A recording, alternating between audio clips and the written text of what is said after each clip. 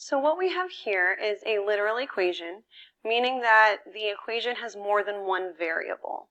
So when we're working with a problem like this and we're trying to solve it, we've got to keep in mind that we need to know which variable we're solving for. So you always have to read the directions.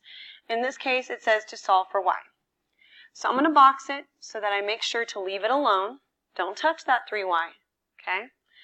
So if I'm trying to get y alone, I need to get rid of whatever is on the same side as that y. In this case, 2x. So it's a plus 2x, so I'm going to minus 2x from both sides. 2x minus 2x is 0. So we have 3y equals, and in this case, guys, we would not get 5x, okay? I would write it as 7 minus 2x. Because here's the deal, those are not like terms. 7, right here, doesn't have an x with it.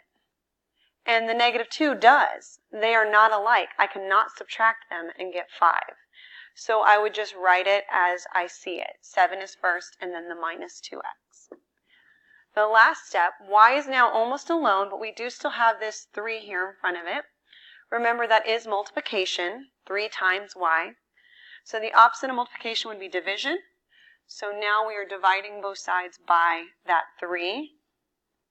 3 divided by 3 is 1, so 1y is equal to 7 minus 2x divided by 3. And that would be our final answer.